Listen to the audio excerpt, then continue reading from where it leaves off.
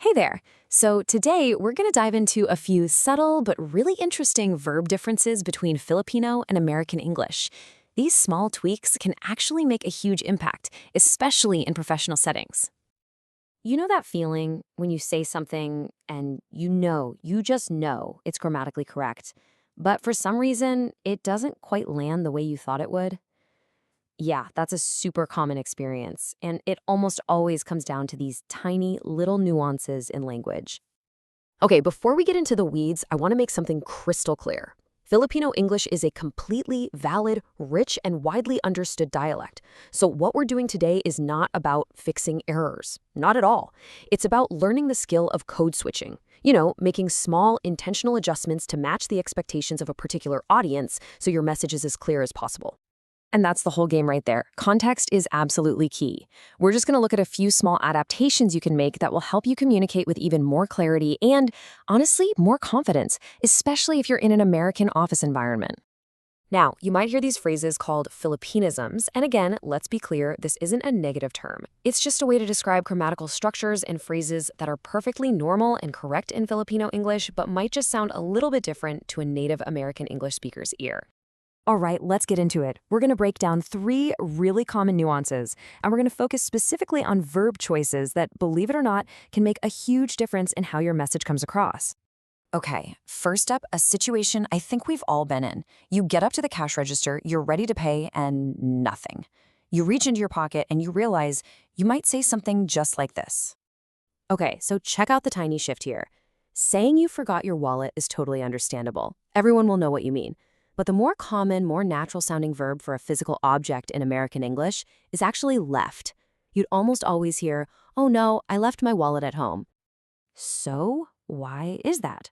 Well, the logic is actually pretty simple. In American English, the general rule of thumb is that you forget intangible things, like information, someone's name, or an action you are supposed to do. But you leave tangible, physical things somewhere.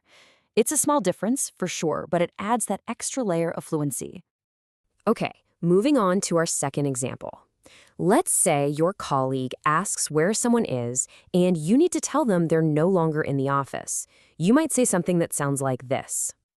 The big difference here is the switch from passive to active voice. Is left is what's called a passive construction. Standard American English just really leans toward the more direct, active voice in this situation. He has already left. So using that active voice, has left, isn't just a style thing. It's really the standard grammatical structure for this idea. It shows that a past action, him leaving, has a direct result on the present, which is that he isn't here right now. And the cool part is, you've got options.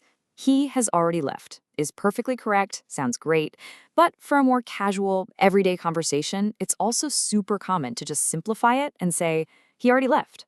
Both sound completely natural.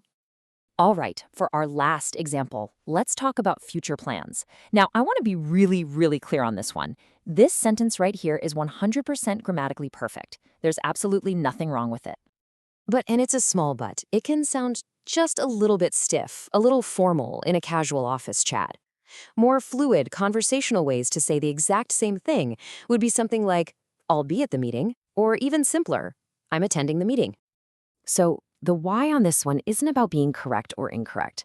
It's all about conversational flow. The other options just sound a bit more relaxed, more natural in everyday professional talk. It's that subtle difference between sounding like you're reading a formal email versus just having a normal chat.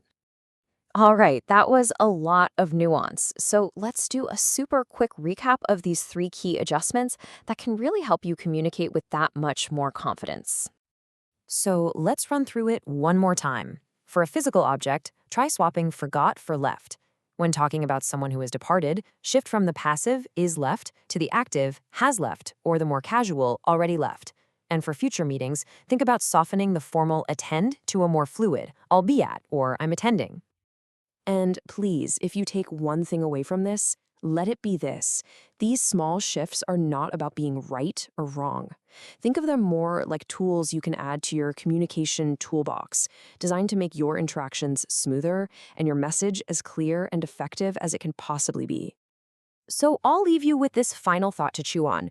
What if truly effective communication is less about having perfect textbook grammar and much more about building bridges of understanding between you and the person you're speaking with? Thanks so much for joining me today.